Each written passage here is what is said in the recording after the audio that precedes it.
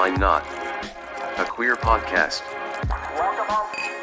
Thank you to our sponsor, Pineapple Healthcare, an award-winning primary care clinic right here in Orlando. Pineapple Healthcare offers mental health counseling, HIV, STI testing and treatment, and specializes in care for the LGBTQ+ community. Open Monday through Saturday. Call today at 407-553-6336 and schedule your appointment. Pineapple Healthcare. Better together. Hi, everybody. I'm Rick Todd. And I'm Ryan Williams-Jent. You're listening to Why Not? A queer podcast. Episode 126. Well, look at that. It's like you're a professional already. I can read. It took us months to get there.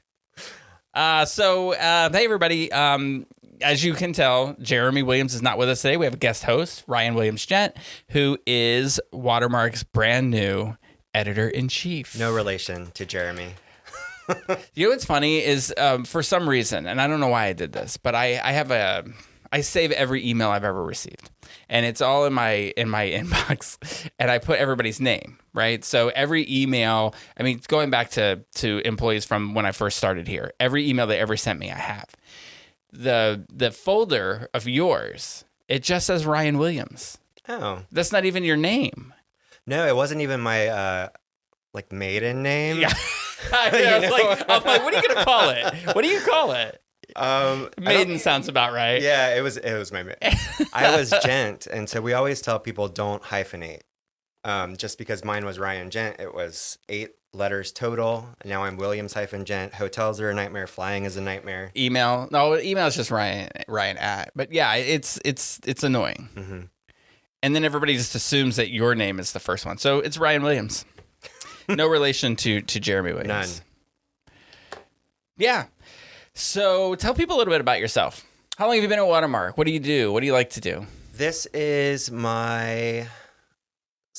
This will be my 8th year on staff, and I started freelancing before that, and around this time, so I've probably been in the fold for 8 years, basically, and I am really into replacing Jeremy for things, and so I thought, I want to be editor-in-chief, and why don't I hop on that podcast? So what I'm hearing is you made a phone call that got his roommate a job offer in New York. Yes. And encouraged him quietly to go with him so that you could be... Are you upset with me that I'm sitting in this chair? I thought it would have the cool background. I was like, if you wanted to switch, you could have just asked. Yeah, Jeremy's in for a big surprise when he gets to New York. Wouldn't it be really funny if I came into office like the day after you became editor-in-chief and there was just an anonymous note on my keyboard that said, "You're next," and had a knife through it? That would be scary. Yeah, so, it's funny how, Jeremy was working out in Tampa Bay or he had been, and anyway, he and I went to an event in Tampa Bay, and there was somebody who was there that came up to us and was like, "Hey, are you guys looking for writers in the Tampa Bay area?" And we absolutely were. And he was like, "I have a friend who might be interested in it." And that's how we got in contact with you and how you ended up with a job, which is great. Every time I see that guy, I like to say, "Hey, that's the guy that made your career here." For the first couple years on staff, I'm still friends with him. His name's Blaine. Great guy. He was involved with the chamber at the time, and I believe it was a chamber event. But for the first couple years on staff, whenever I was having wine or whatever, beer, I would get drunk and I would thank him. And at one point he was like, "Got it. Got it. I recommended my friend. Got it." That's hilarious. There was a show that happened in Orlando. Varieties. It's something that happens, and it's run by Blue Star. She's amazing, and it's this dance thing. And many, many, many years ago, they did a takeoff of Hee Haw, which I'm sure you're familiar with. I've heard those words. Yes, Hee Haw. And I just thought it was like, I thought it would have been like mandatory required watching in Cincinnati. No, we just live it. We live it. We don't need to watch it. We call it dinner. So anyway, it was a parody of that, and I was in it. But I think they asked me to be in it because my boyfriend at the time could play like musical instruments. he can still play musical instruments. He just was my boyfriend at the time. And so they wanted him to do it. So he got in there and he did it. After like a month of rehearsals or something, he dropped out of it. And I was like, oh, they're gonna kick me out now because I was just in it because he was in it. But no, they kept me in it. It was great. It was a great time.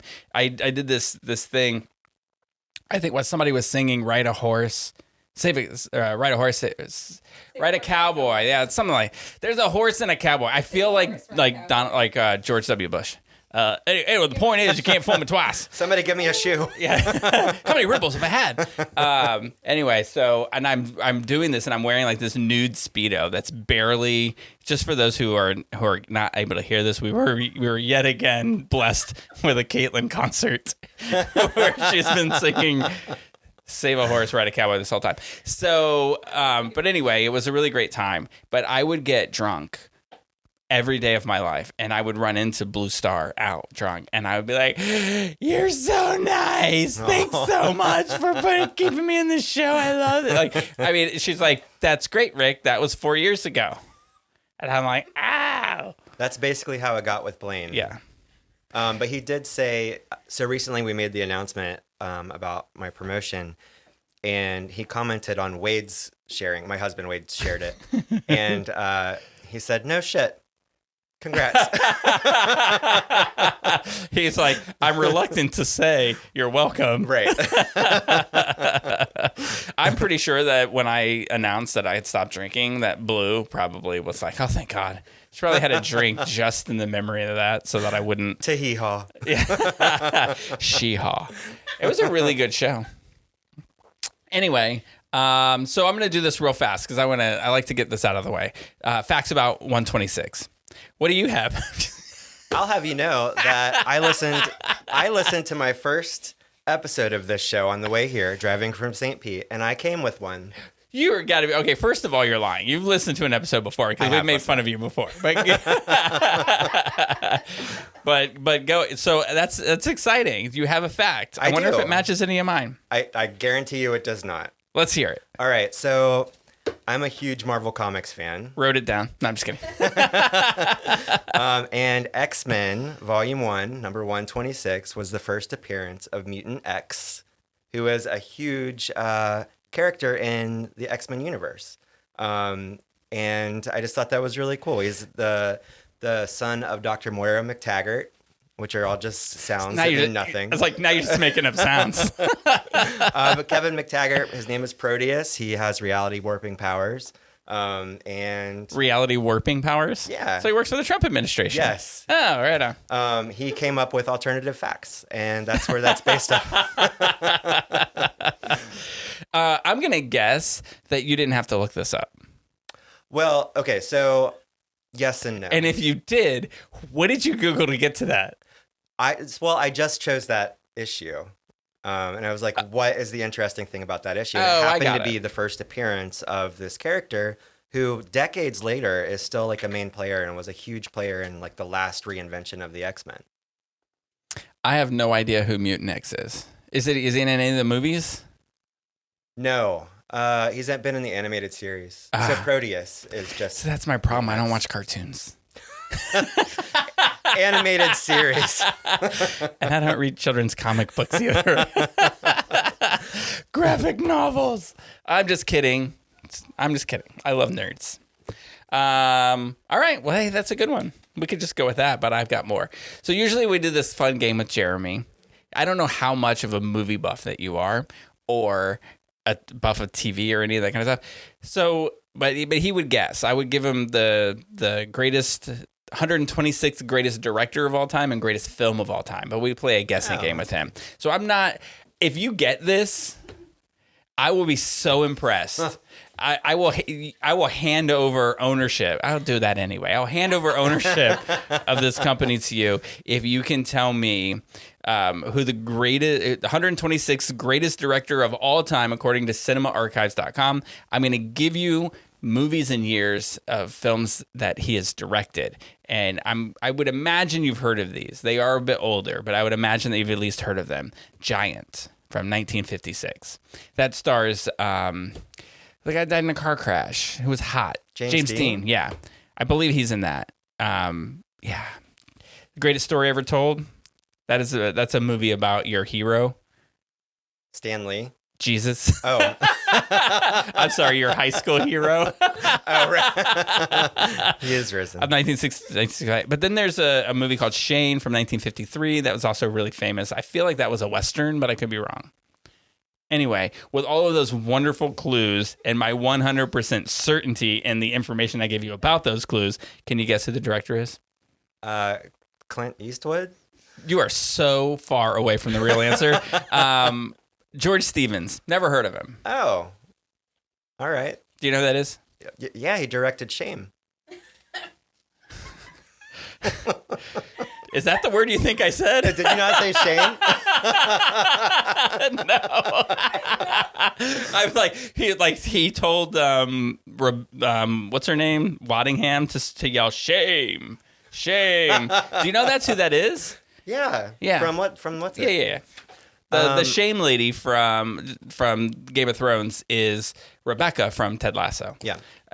Totally different characters. Anyway, she was in a movie I watched recently. Hold on. What was the actual title of that movie? Shane. Oh, Shame. Like a person. I heard Shame. Okay, so I'm not alone. If you couldn't hear that, Caitlin also heard Shame. Just so you know, when you have a side conversation with Caitlin, which will happen because you're sitting there, nobody listening can hear anything she's saying. So when I listen back to it, there was a moment where Caitlin and Jeremy got involved in a conversation the last episode for like 10 seconds, and nobody knows what's going on. Oddly enough, this is also true of our staff meetings. Speaking to our horn, Caitlin. Okay, so here we go. The 126th greatest film of all time. I feel like you're going to know this one, but you're going to need some clues. Okay. It is from 1999. Oh, okay. But you were alive. Yeah, I was in high school. Oh, well, then your religious upbringing would not have let you watch this movie. It's a Stanley Kubrick movie that starred Tom Cruise and Nicole Kidman, and it's not the one with the race cars. Eyes Wide Shut. Yes. Yeah. Hey! I did it. Congratulations. No shame here. Yeah, I know. He directed Shame. I didn't see that, but I did. I was in love with Tom Cruise at the time. And Nicole Kidman. I feel like everyone was just like, that's the greatest couple that's ever been. You know, and that was 1999. So when did anybody know the movie that she was in with Tom Berenger where they were on a boat? Even in Days of Thunder, she looks completely different in those movies than she does in Eyes Wide Shut moving forward. Like it's almost like I get the impression that her first couple of movies, she had sort of like freckly skin. She red, like curly red hair, freckly skin, much like you might imagine, like the character from Brave. And I didn't say Brame, I said Brave. In real life, like that, she might look like that. But I think that she had like an overhaul. She's like, I'm going to be rich. I think of old school Nicole Kidman, and I think of To Die For. Yes, that's a good one. My dad, I was way too young to be watching it, but my dad, like single father, would be like, hey, how about this boob movie with Nicole Kidman? And then, we'd watch that. But does she show her boobs in that movie? I feel like everything he rented in that era showed boobs. Oh. I guess he just did not want a gay son. It didn't I don't work. know. That's one way to guarantee one, though, isn't it? If That's you're too true. young. Maybe, yeah. You know, every time somebody talks about boobs in children, I know that's a weird thing to say, but I immediately think of this movie called Paradise that I think it was Melanie Griffith and Don Johnson were in it, and Elijah Wood played their son.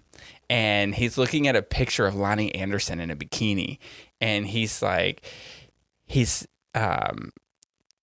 asked the mom, Melanie Griffith, do you think she's pretty? And she says, I think she's voluptuous. And he goes, what does that mean? And she says, it means she's pretty in all the right places. And he says, you mean her fried eggs? And then that's all I can think about when I see boobs is I think that they look like fried eggs. And now I'm gay. Anyway. So you haven't seen many boobs. Fried eggs. I have seen one set of boobs that I did not need to see and don't ever want to see again. And that was Leah Delirious. I think we talked about that in the last episode. or 2 episodes ago. She was in a show called The Most Fabulous Story Ever Told, which is like the greatest story ever told, except it's about Jane and Mabel and Adam and Steve. And anyway, she gives birth in it, and she's got a blanket over her waist, but naked from the top up. It's a tits out kind of show. Your dad would have loved it. He would.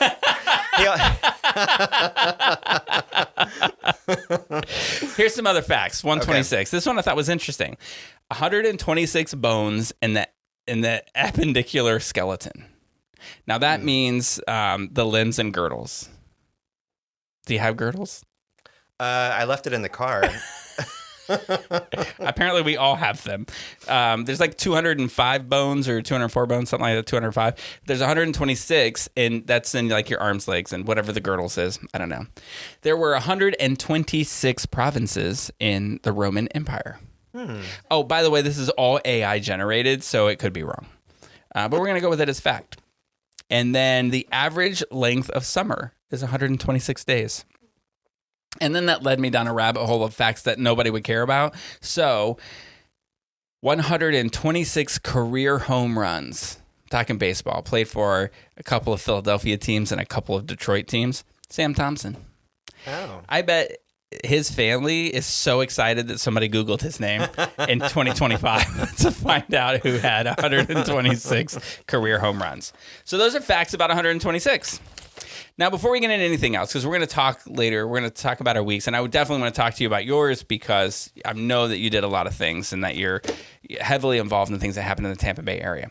And then we're going to talk about a movie. But let's talk just real quick, like what's your favorite movie of all time? Doesn't have to be queer. What's your favorite movie? The Little Mermaid. I said it didn't have to be. Of course it has to be. Favorite, and why is that?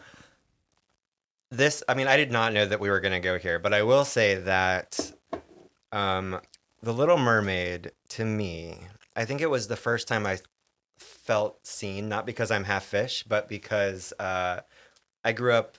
Because you had a seashell bra? I only had a seashell. On my fried eggs, I only wore seashells. The Little Mermaid, it was just, she was an other.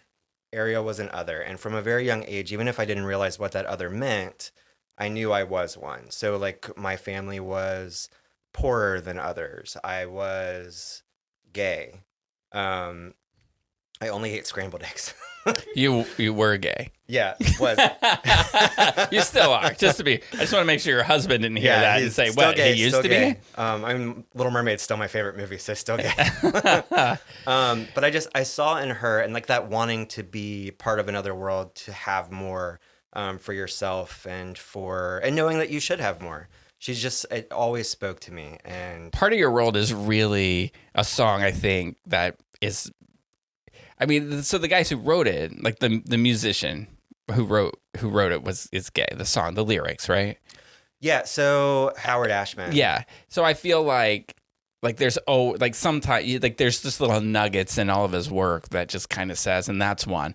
Other than Under the Sea. I'm just kidding. Well, and the story Under the Sea does not have any gay hidden agenda, but I think Part of Your World does, and I think that's a very I think a young person who is not necessarily out or understands it, sees that, and later in life realizes that they realized they were gay during that song. Well, it speaks to the whole narrative in general because, it was written by a bisexual man, Hans Christian Andersen. Oh, yeah? Yeah. So, everything about that story is about being an other, and it was his way of dealing with his love for a man that he couldn't be with. Well, that makes total sense because in the one he wrote, she dies a horrible death at the end. Yes. Yes. But the prince lives happily ever after, so I get it. Good job, Hans. But yeah, I always spoke or always was drawn to that just for all of those reasons. I have this written on here, and I just wrote on my fried eggs, and it's written on this paper, and I'm going to laugh about it, so I'm going to change that over. It's interesting that you said you were an other because you grew up poorer than the other kids around you. It's funny to me because you and I talk a lot about, we both grew up in Ohio while we were very young there. I don't know if I've ever admitted this on the podcast. I was born in Ohio. Admitted. I've been closeted about. I feel so relief. Welcome. No, I mean, but I mostly grew up like at a young age in Houston, Texas. But we just didn't have the money that other people had around us, and I didn't really think anything of it. But we were somewhere. I think we were in. We were at a conference. You and me and Jeremy. I believe it was. Charleston, and we were having dinner, and we were telling stories about growing up as a kid, and Jeremy just started laughing and said, he goes, I thought I was poor when we grew up, but apparently I had money. So good times. All right, so that's your favorite movie. What's your favorite TV show? Gosh, I mean, I have a lot for so many different reasons. I feel like the one that comes to mind right now is probably Ted Lasso season 2. Ted Lasso season 2. It's a tie for it. I either watch that normally or Bros. You can tell that's so not true because Bros is a movie. Yeah, was it? I'm not a fan of Bros. You I'm not a wouldn't fan know. of movie Bros. I couldn't get through it. No, he can't tell you. He cannot say that for a fact because he has not watched the whole thing. And we almost did it for this podcast. But Jeremy and I have already covered it. So we watched something else that was stupid. Star Trek: The Next Generation comes to mind for me. Just because you were like you were like Team Wesley. Is that his name? Wesley Crusher. You had a crush on Crusher? I had a huge crush. I have a shirt. Will Wheaton, who's also the actor, is a huge ally for our community, and he releases like Pride collection of T-shirts and pens and things, and I do have them, and I have a shirt of his that benefit organizations like the Trevor Project. I do have a shirt of his that says the official unofficial Wesley Crusher fan club. It's like the officially unofficial, but yeah, I did love him. He was super cute. Yeah. Did you think that when you think about marrying him when you're young and then you see him like later on in a show, do you think like if you had married him when he was young that you'd be like, hey, yeah, my husband's still hot? I think he's handsome. Yeah, I think he's so handsome. What's the first thing you saw him in after that, like as an adult? Probably The Big Bang Theory, which was he in that? Yeah. Did you like that show? I hate that show. Hate it. I hate that show. It is not what I thought it was going to be about. I thought it was going to be about atheists, and I was all excited. No, I'm just kidding. No, I just thought it was going to be. I didn't think it was going to be just a sitcom about nerds. I thought the sitcom itself would be nerdy. See, and I don't like anything with a laugh track. Oh, just in general. Well, I'm surprised you don't listen to every episode of this. But just the show, I think for me, it's because I have a lot of nerdy interests. Everyone's like, you're going to love this. You have to watch this. And I never can get through it. I to be fair, I've never really watched a whole episode.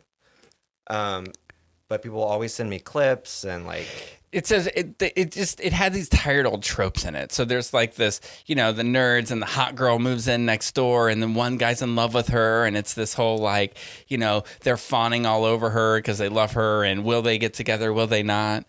And, and then they did apparently. And David's on it. Oh, from Roseanne. Yeah. Who should have married the other girl in Roseanne. I know the whole story. Anyway, okay. I've always liked Will Wheaton because he was in Stand By Me, which is one of the movies that it was the first movie I ever saw that I ever loved. Oh, I've actually never seen it. And I fell in love with River Phoenix during that too. And I just found out. Did you know that y'all probably could care less about River Phoenix? I'm just realized that you guys are like children. Thank you. Oh, I just turned 40. So, I mean, I know who he is. But by the time that you were like coming of age and realized you were gay, he had been dead for a while. Yeah, I do believe so. Right. It's like I can look back and say I know who James Dean is and he was hot, but he had a hot brother, right? River Phoenix? River Phoenix did? Doesn't he? Aren't you the Googler? Are you about to tell me that you think that oh shit, what's his name? Joaquin Phoenix? You think he's hot? Ew. That's his brother. Wait. Oh, then who am I thinking of? I don't know. But I'll talk for a minute while you Google it. Is this a good time for me to go to the restroom? No. So anyway, the show Goonies, the movie Goonies, the nerdy girl with you guys have seen Goonies, right? Okay. So the friend, the blonde hair friend that falls for Corey Feldman's character or kisses Corey Feldman's character in it, she and River Phoenix dated. She's in a lot of stuff that I watch. She's in the good trilogies or the good shows. Good Fight, Good Wife, those things. Anyway, my niece got married last year or the year before when we went out to the West Coast, and we saw the house, like the Goonies house. Oh, really? Yeah, it's there. And that the big, I actually had an intense fear of Goonies when I was little. So like I haven't watched it since I was like really little. But I guess wherever they escaped from the pirate ship, that big rock formation. Yes. We went there. Oh, wow. And it's beautiful. It's so nice. pretty.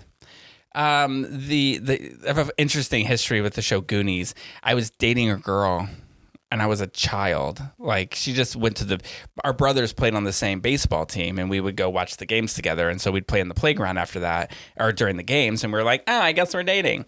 And, try my eggs. Yeah. That's disgusting. No. Yeah, she did want to like kiss all the time. She's like, "You're a prude," and I was kind of like, "No, I think your brother's hot." So, but I called her one day for some stupid reason. I called her and I said, the baseball team was having a pool party, and I was like, "Hey, do you want to go to the movies?" She was like, "Sure." I was like, "You want to see Goonies at whatever time?" I had gone this far to look up the times, and she's like, "Yeah, let's do that." And I was like, "Okay, we'll just meet at the party, and then my mom will take us."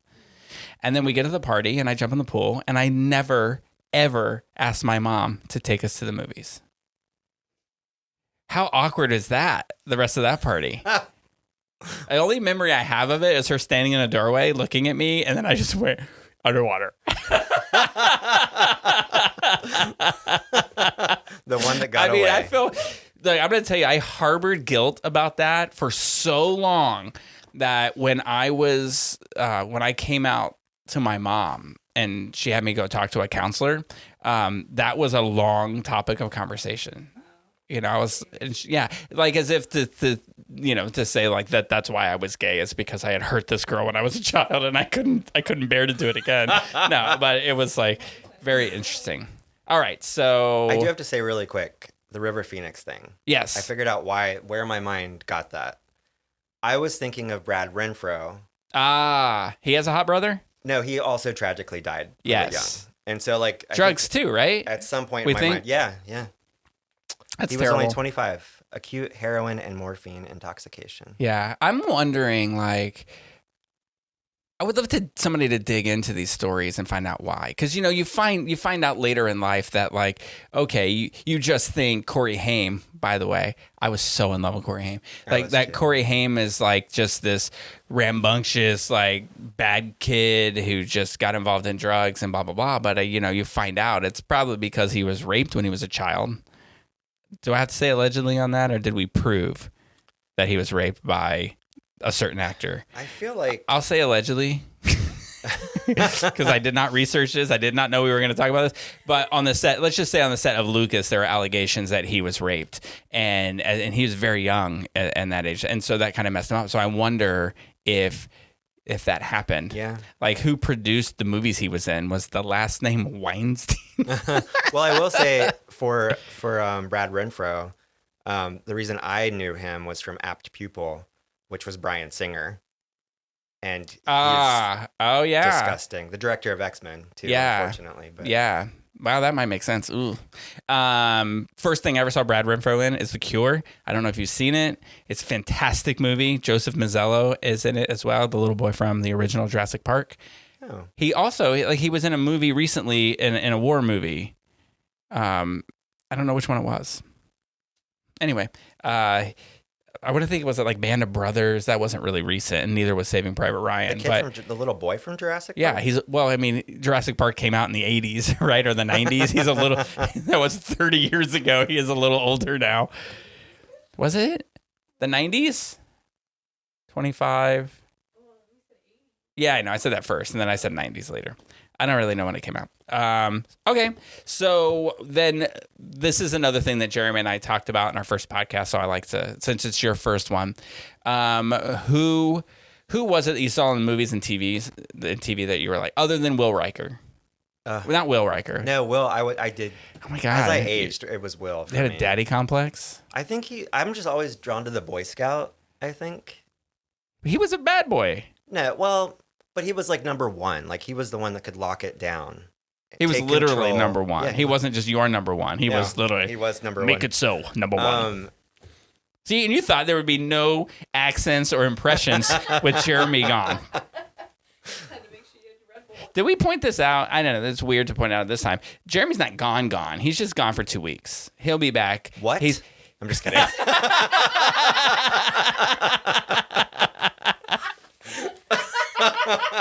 Did we not have that conversation? Oh, like you're gonna drive to Orlando. Like he's not either. He's not driving here, but he's getting set up in New York, and when he gets set up, he'll be back. So anyway, who is it? Zach Morris. Yes. It was Zach Morris for me. I don't think.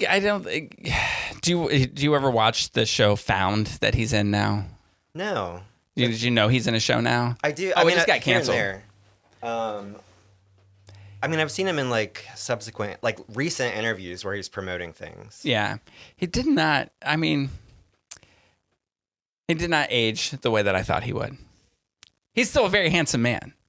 He is. I mean, but he was like. I mean, he was it. Yeah, He was the one. Oh, him and that other one. What was the other guy's name?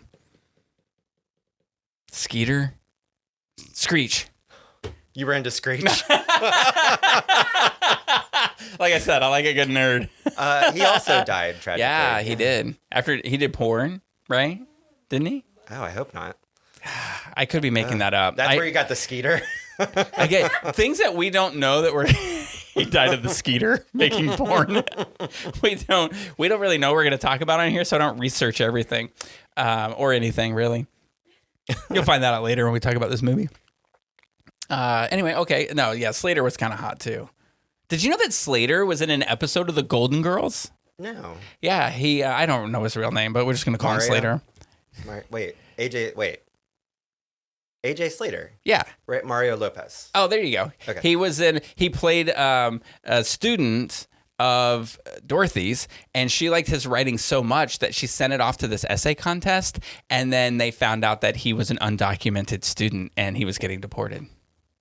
And that was, think about that storyline in the Golden Girls back in the 80s and how that plays today. I watch the Golden Girls all the time, but they talked about a lot of topics that seem to ring true today. AJ Slater had some transphobic comments in recent years, and so I can't look at him the same. But yeah, Zach still I has get my that. heart. It's weird. I don't understand, and I will never understand. I was just having this conversation earlier with somebody. It's like, it's okay for you to have your set of values and your set of beliefs.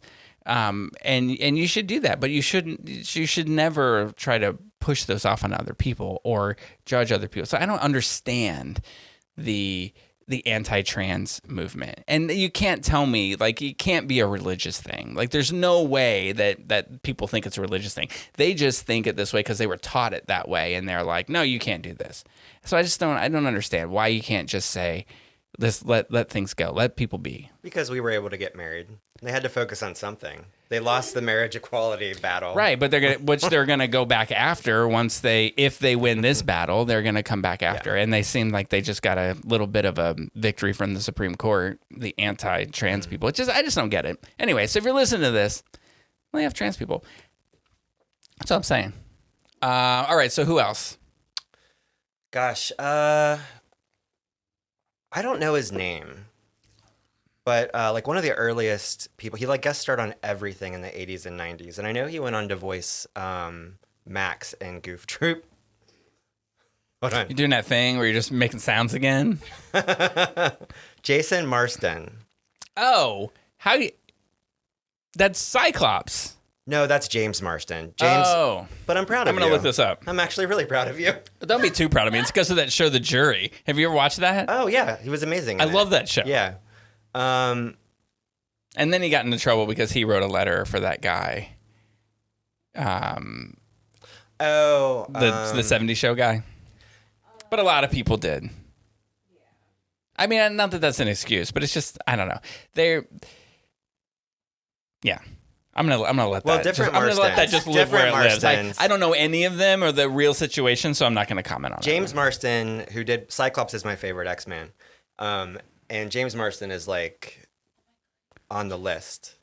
But yeah, so oh my god, I'm looking at a photo of him now, and I'm like, I mean, not now, but listen, he guest starred on every sitcom in the 80s and 90s. I'm gonna need you to name one. Full House. Okay. So is he the guy that did the voice of Aladdin, the singing voice of Aladdin? No. Well, he was in Hocus Pocus. Oh gosh, he was so cute. I'm going to images now, so bear with me. He does a lot of voice work now. Oh yeah. I think he wasn't involved in Aladdin. He didn't date DJ Tanner. No, that's Scott. Oh, that's Scott Baio. No. Or not Baio. Jeez, Scott Werner. Oh, okay. I was like, that is not Scott Baio. No, he was on Step by Step, Boy Meets World. Boy Meets World was like one of my favorite shows. I was just probably got a little voice. too old to really be like, why do I like this show so much? But I did. I was a big fan of Topanga. Talk about your fried eggs. That poor girl. Man, she dated Lance Bass. Just to bring it back to the gays. That's where I have a Lance Bass story too, but I won't go into it. When I worked at Who Wants to Be a Millionaire, we did a celebrity thing, and they were assigning like production assistants to different celebrities, and I was like, I'll take Lance Bass, and they were like, no. I was like, I just want to find out if he's gay, because I was pretty sure he wasn't out at this time because NSYNC was still huge. But there was a crowd of people that gathered outside the stage door of where we were filming. And so there was a door that had a window in it. And at the time, I had bleach blonde spiky hair. And so I would go and I would go duck under the window and just kind of stand up a little bit so my hair would be in the window. And the crowd would go wild on the street. And then I do it a couple of times and they're all screaming. And then I threw the door open and they're all like, yeah! Which was sort of like every Grindr date I've ever had. Oh. Just kidding. I never had any. And those aren't really dates. But yeah, him. Oh, you know who else? JTT, Jonathan Taylor Oh, Thomas. God, yeah. Have you seen him recently? Mm-mm. You should look him up. Is he looking good? No. Oh. No. I mean, I wish him well. He got to go live his life. But I mean, he was just like, that tells you the exact age I am, because he was just. Oh, he's not bad looking. He's still, he's just not what he was. Yeah, he was adorable. Well, are any of us? No. And also, not my type anymore. Do you think obviously. like right now all these people are sitting around talking about like, hey, when you were in high school, who did you like? Like, oh my God, Ryan Jent. He was so hot. Have you seen him now? Yeah, now he's a Williams-Jent. With just a Williams. Yeah, JTT. I get it. All right. Well, that was a fun trip down memory lane. All right. Well, do you want to talk about your week now? I would love to talk about my week. Because you probably had a very busy week. We could do a 2-hour podcast just on you talking about your week. Yeah, not much happened. Oh, okay. Well, then I'll talk about mine. It was a really exciting week. So we announced that I'm editor-in-chief. That was this week? Yeah. Yay. Congratulations. Well-deserved. Absolutely the right choice. WRIT. I would go more into it, but I don't know. When I offered you the job, I got my voice cracked and I was a little teary-eyed, and I was sweet. like, you know what? I'm not even gonna. So that's why I haven't made any comments about it anywhere, because I was like, when I offered you the job, I told you everything I felt and why I wanted you to have this job. So I feel like you know, so And you it can was just very tell sweet. it. It You was can just very tell sweet. everybody what I said. Jeremy would have hated it because it was, but it was very sweet. So, like we've known, it's been a great indicator of who reads our columns, actually, because Rick talked about it in his column. I talked about how it was coming in one of my columns. I think Jeremy even mentioned it in one of his. But it wasn't until the announcement that everyone was like, "What?" Yeah. It's which 6 was weeks fine. ago we started talking about it, and now people are like, oh. But I mean, it's been so sweet. Like, it's St. Pete Pride. It's Pride Month, and in St. Pete Pride is like the largest pride in Florida, and we have a lot to do. That's what they say. But go ahead. And In June. And so much to do. And so right after the announcement was actually the Stonewall reception. And everyone that night, it's one of their annual fundraisers. And everyone that night that I was talking to was just congratulations and, so excited for you. And it was just so cool. Weird because I'm not used to being the focal point in any of this. We're really bad at like talking about ourselves and like, hyping ourselves up. But it was so cool just to see the reaction. I think the night the day we announced it, that night was the Stonewall reception. So so that's many exciting. people were like, "Oh my gosh, so excited for you," and it was really touching. Because why I love this so much is getting to be in the community and represent them and elevate their voices and stories. And so it was weird for them to like throw that back at me. But I was like, thanks for reading. They saw the post. Yeah. They saw the social media post. It is funny because that you mentioned it's funny to tell who reads the paper and who doesn't. All the time people will like come up to me and they're just like, oh, hey, oh, this thing is boring. You got to get drunk to enjoy this, huh? Or like, hey, you want to grab a drink or whatever? And I'm just like, yeah. Or if I'm late to something, they'll be like, oh, you at the bar? And I'm like, you don't read my column. And I don't expect everyone to read every single column, of course. Right. I've just been sober for 9 years. I would expect that maybe they've read one of them. Yeah, so that's cool. So other than basking in the glory of you ousting Jeremy, what was the Now I'm the Williams. Yeah, so that was obviously really cool. And then we had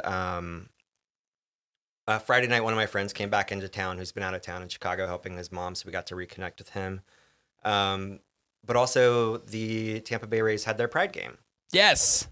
Which I always say that I go to one Tampa Bay Rays game a year. Last year it was 2 because Rick got to throw out a pitch. Yeah, that was cool. But I always love it. And it was at the Tropicana Field is shut down right now because, doesn't have a roof. And so because global warming. Just kidding. Woke warming. George M. Stein. Oh, go ahead, get it. Can you get it? George M. Stein. I can't. How do people not know this? Because you're young. You didn't watch. You don't even have to be a fan of baseball to know it's George Steinbrenner.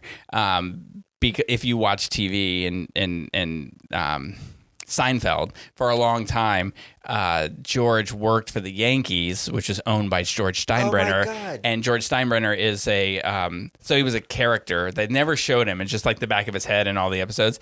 But he was a very famous, controversial owner of the New York Yankees. And the Yankees do their spring training there. Yes. And that's why it's called the George Steinbrenner I Field. thought it was just some local guy or something. Or just like... I had no idea. Mind blown moment right there. But so it's at that field, and it was a really unique way to experience the game because it was beautiful out. It had rained, like it had stormed. It was beautiful out. Yeah, it was beautiful, and it didn't get steamy. There was a rainbow because of all the rain. It was cute. Yeah, which people were like, "Oh, God loves gays," and then like other people would be like, "God's trying to take over the gays. He wants his rainbow back." But it was really cool from where we were, right? So I'll pitch in and talk about this, and I'll scratch it off my thing to talk about later because we went to the Rays game as well. But we were in like this cabana, and it was in right field. And so when you're looking at the stadium, to the right of right field, it's kind of to the right of where we were looking, if you go down the third base line, the sun was kind of setting there. And sometimes St. Pete, Tampa area have like these incredibly beautiful sunsets. And it was so like orange and beautiful, but also the airport's right there. So you're looking at this baseball game happening, and then you've got this beautiful sunset and planes flying. And it was just really cool. It is really cool, and not even being a sport. I like being at games. I'm not a sports ball person. But the atmosphere at games is I really which is enjoy sad it. Because you're a sports ball editor, Right? That's how I worked my way up. Was the sports ball? Yeah.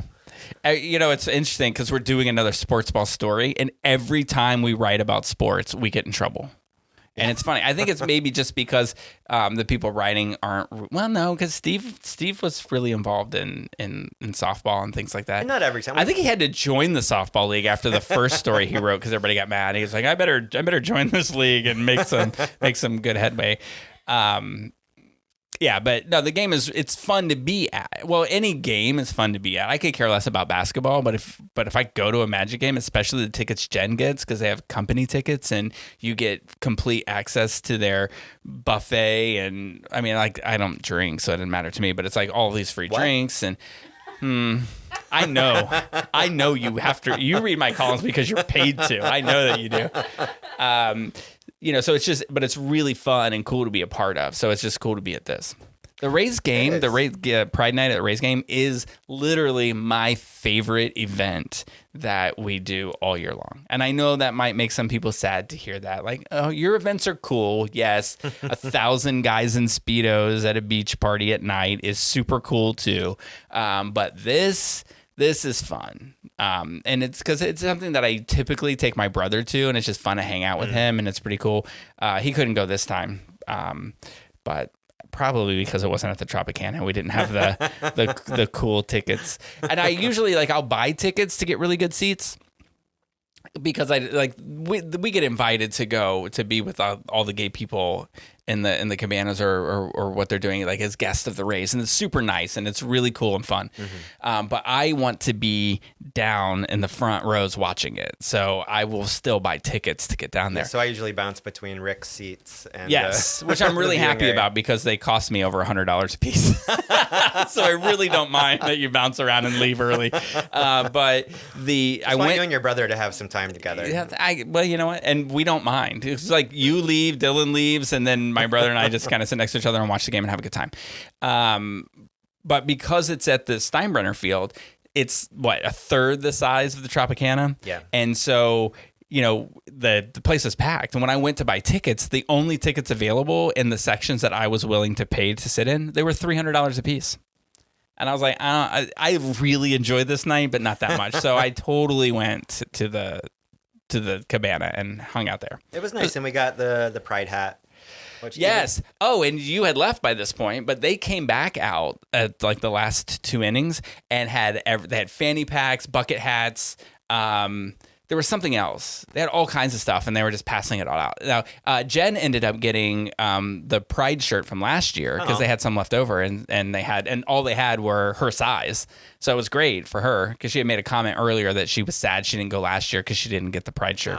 And so that was pretty cool. Oh, like the jersey. Yeah. The jersey shirt, yeah. And then, did I say fanny packs? They had all other kinds of things. I didn't take any of the other stuff, but I did like the hats that they gave us. I always like the hats, even as a not sports baller. But I also really I appreciate what the Tampa Bay Rays stand for because they really do put. Just to explain to people that you like hats, but not necessarily sports ball hats, I would like for you to tell everybody what your favorite hat that you have is. My favorite hat is a Captain America hat. Yeah, so I just want to make sure that he likes hats, but he wears the Captain America and Spider-Man. Oh yeah, I have a Spider-Man one, a Captain America one. What team is that? No, the Marvels. It's the Cincinnati Nerds. That would be a good name for a team. I would. They're talking about they're trying to get a team in Orlando. There was talk about them buying the Rays and having the Rays come over here, but there's also options to get an expansion team, and the working title is the Orlando Dreams. Oh. No, not Ew. I would go Let's with workshop traffic. that. The Orlando traffic. It's funny you say that. You give it a year, it's already happening out there. St. Pete's traffic is getting atrocious. It really is. And it only is good if you don't have to go downtown and if you don't have to drive on 34th Street or if you don't have to get on I-275. Other than that, it's fine. If you need to go anywhere. If you need to leave your house, it's terrible. But if all you're going to do is sit at home and be a hermit, it's great. All right.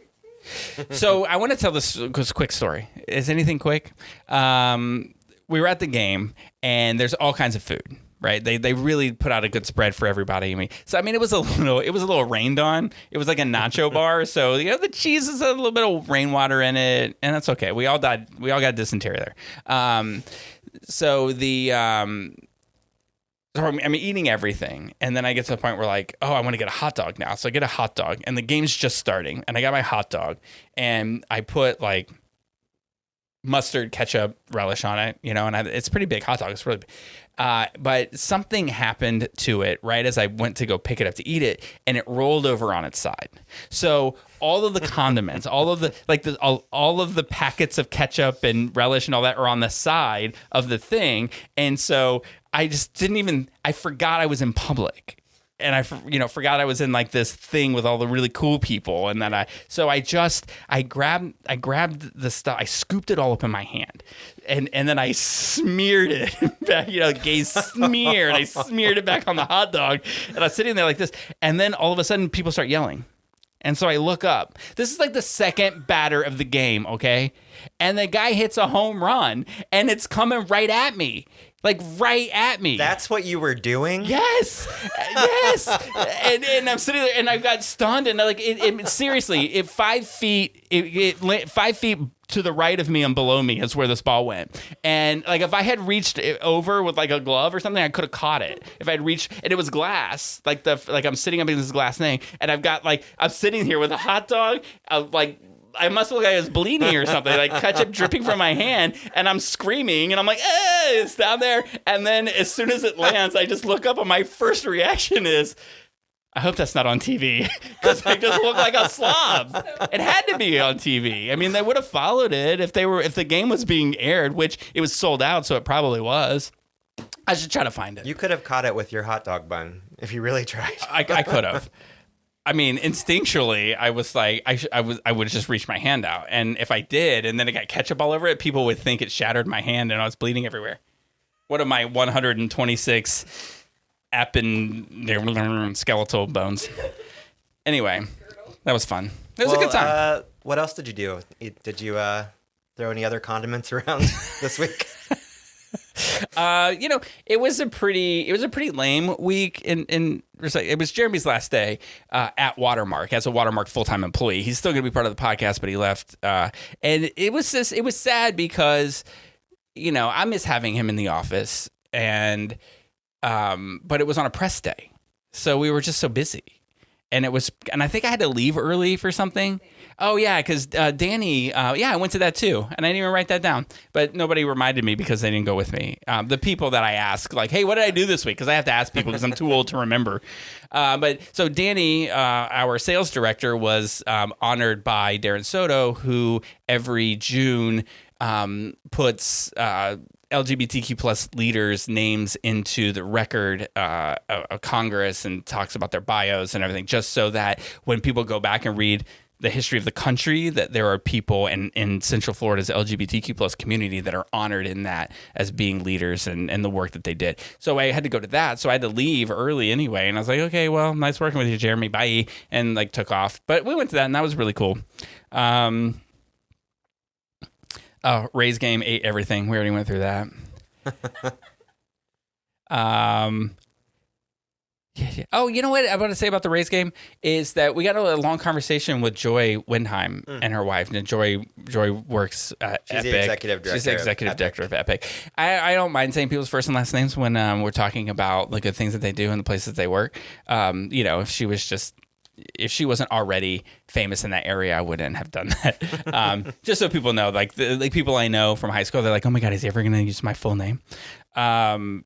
But they were really fun to talk to. They were really kind of cool.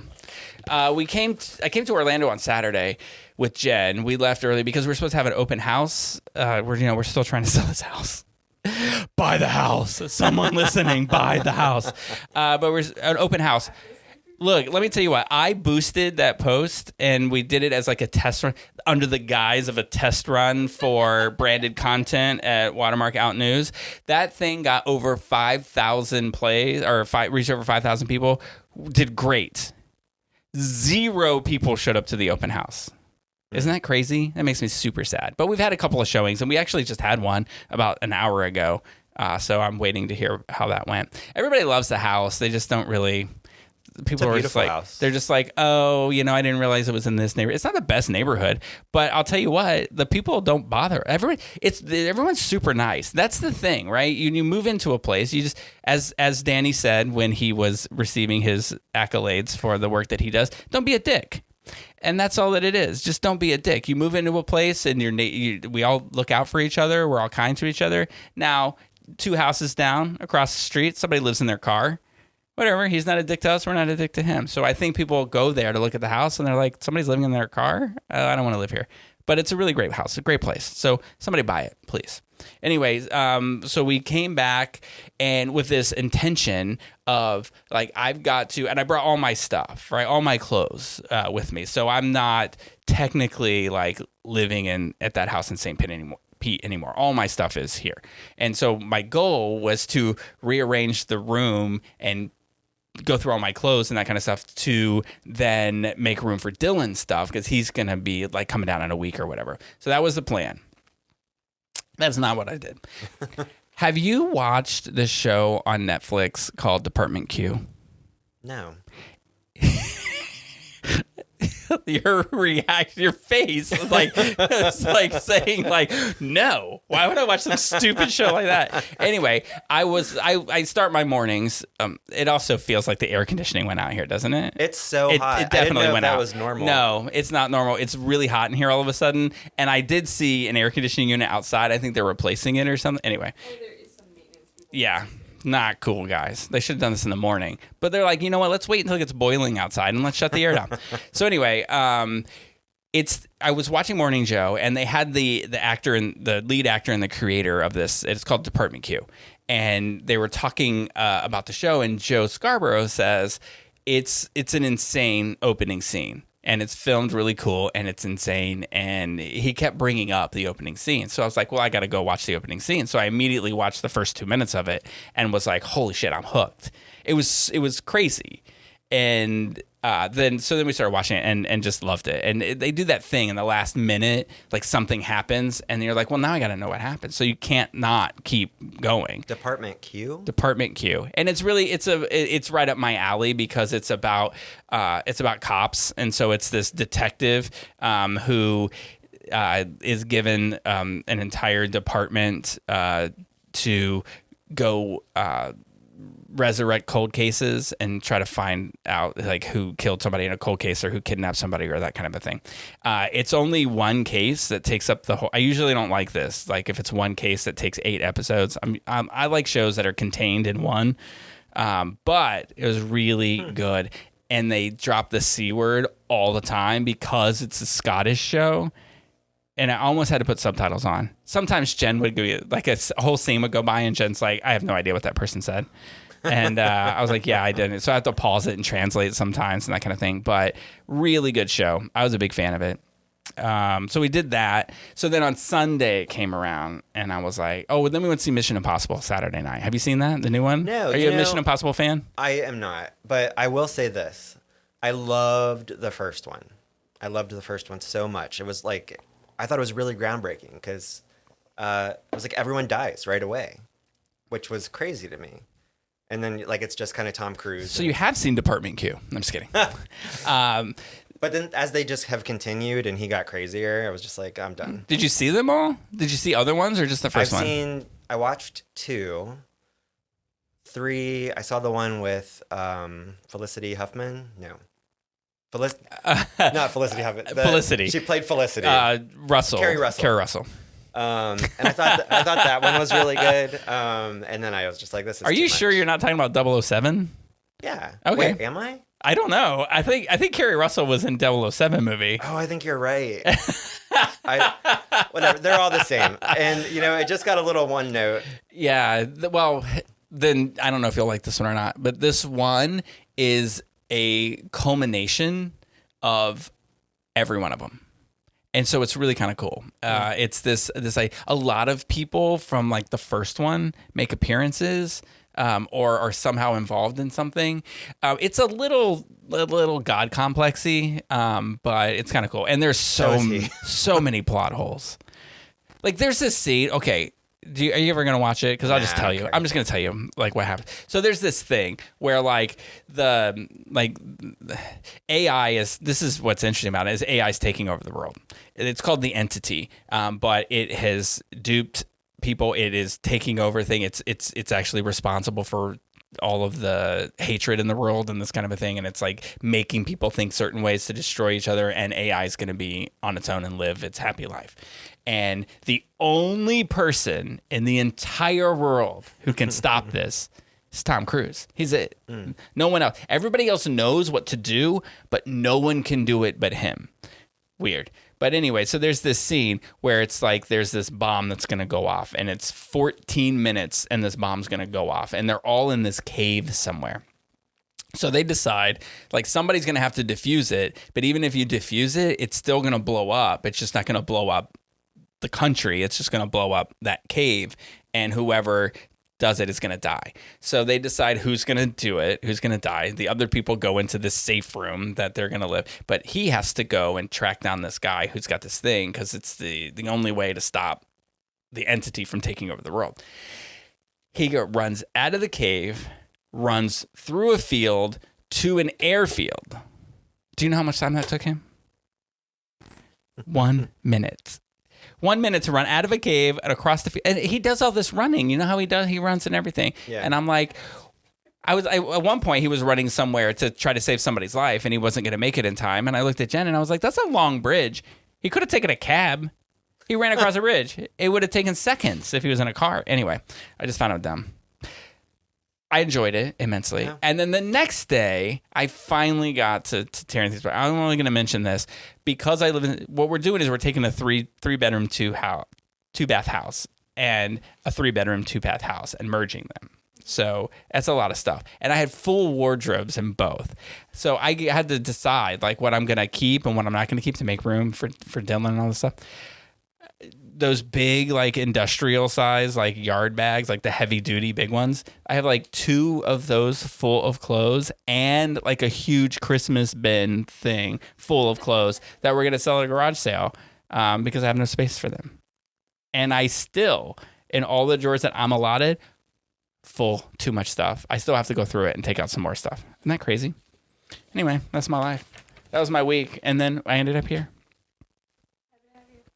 Well, thank you. I appreciate that. Caitlin said she was happy to have me. So we did decide to watch a film, and we'll get to talking about that. Now, because it's June, and because we're getting close to the last weekend of June, the big parades and all that kind of stuff, and because it's the 10-year anniversary of this movie, we decided to watch Stonewall. If I may, very quickly, for those listening, I'm not drinking wine because I have to drive back to St. Pete, but I am drinking Diet Coke. So we just decided to keep calling it wine not because it flows and it's branded, but it's really like Diet Coke, Red Bull, and so I got this. This is my little refill, and I grabbed it. All the Coke products have someone's name on it. And it says share a name, share one, blah blah. This is share a Diet Coke with Jeremiah. And I was like, that's close enough. So to Jeremy. Somebody doesn't read my columns. I had an ex with that name. It did not end well. He also was a bullfrog. Now, I have gotten sober and I have been through some steps and I have worked with some counselors and things and I have worked through all of that, but I don't know that is the case for that person. And I don't know if they still hate me or not. And we may never know. But that's okay. I do know that I have banned that ice from being eaten by anyone I know. You can carry your Chick-fil-A through a Hobby Lobby before you can tell me you ate at that ice place. Ice place? Yeah, Jeremiah's Ice. Oh, I don't know what that is. Jeremiah's Italian Ice. Is that an Orlando thing? Is it? Or it's a chain. It's a chain thing. It's like Rita's. Do you know of Rita's Ice? No. Oh, you know what? Caitlin? haven't made their way to St. Pete yet. You know how like people in Germany, like in 2020, were like, "Oh my God, you should watch this new show with this great newcomer, David Hasselhoff." It's called Baywatch. That's kind of the St. Pete is the Germany of Florida. I love Baywatch. They just haven't gotten that yet. It's too hot for ice over there. We have beaches. It's too hot for ice. It just melts. Now, are you referring to the deportations, or are you referring to the dessert treat? Ooh, different podcast. Yeah, so we decided to watch Stonewall, which is a 2015 show. And so here's the thing. For those that are usual listeners, Jeremy usually takes control of this. And so we're going to see how it goes. Like, I'm going to talk about the film, and then we will... We'll see how it goes. I don't know. I'm not one to want to go scene by scene, but we'll see how we end up if we end up doing that. So this is I didn't write his first name down, but the director is last name's Emmerich. Roland Emmerich, who to give you some other films that this guy has directed to get you excited about what this film's going to be. The Day After Tomorrow. Independence Day, Midway, 2012. A lot of disaster movies in there, which makes sense because, sometimes you do disaster movies and sometimes you do movies that are a disaster. But The Patriot, he directed The Patriot, which is one of my favorite movies of all time. You in all the episodes of the show that you listen to, you probably didn't listen to my Mel Gibson rant, but I'm just gonna say, were you eating a cheeseburger? I don't care about Mel Gibson. I love The Patriot. You know what? Will Wheaton actually helped me. What he does, like Q&As online, and he said, it was about Harry Potter, and it was someone who's like really distraught about J.K. Rowling's horrible views. And they were like, but Harry Potter brought me so much joy. And he is the first person that I heard defend about how you can separate the art from the artist. Like, you should be able to do that because Harry Potter has brought so many people joy. Right. And Mel Gibson taught a lot of lessons as well. I mean, I'm sure that there are people who can watch this and have the same reaction to Harry Potter that you had with The Little Mermaid. And for me, it was a discussion that we're having about separating the art from the artist. And it was that. It's just there are so many other people involved in that show that because of this one man, I'm not going to say. And I think when you get into this world of boycotts or shunning things, that there's a lot of collateral damage that comes along with that. Like, certainly the other people involved in The Patriot or Harry Potter are huge supporters of trans people, and to let J.K. Rowling's disrupt that for them, it's sad. It's sort of like, how you and I am in no way ever defending Bill Cosby. It will never happen. But The Cosby Show was a great show, and it launched the careers. Jesus Christ. No one remembers Ghost Dad. That's what we all have. Did you like that? I loved Ghost Dad. Oh my God. So, it like, because of what he did, that show's not in syndication, and therefore it's disrupting that opportunity for everyone else involved in it. And I think that's sad. Same with Seventh Heaven, which I used to love when I was a kid. It's just sad. I think it's still on, but Roseanne is totally tainted because of her craziness. But I will say this. I went to Rochester, New York, Syracuse, a small town around Syracuse, New York, and I turned the TV on and it was playing The Cosby Show. I was like, we must be somewhere special. Of course I watched it. What was in your drink? I don't know. I watched like one episode and then I don't remember anything till next morning. Probably not the best thing to joke about. So anyway. But Mel Gibson. Yeah. But Mel Gibson. Anyway, this guy directed The Patriot, and I love that show. That's a show. It doesn't matter. It's one of those shows that if it's on TV at any point, I'm going to watch it. And I just found out that two other shows that I do that with, Dylan hates. and I didn't realize this. So I stopped on Die Hard. At night, I stopped on A Few Good Men. It was like the last 30 minutes of A Few Good Men, which is like the best 30 minutes of movie. So I watched it. And then the next day, Die Hard was on. It was like the last hour. So I put it on. And Dylan's like, he was like, can we watch anything else? He's like, I hate Die Hard. And he goes, almost as much as I hate A Few Good Men. I was like, oh no, I made you watch that last night. Poor guy. So anyway, Patriot, love it. So this is the show. Basically, the plot of this is the Stonewall riots. And then the 3 months leading up to the Stonewall riots, as told through the eyes of a fictitious person, Danny. And Danny is, as much as the movie tries to make you believe, is from Arkansas, he is from some small town in Indiana.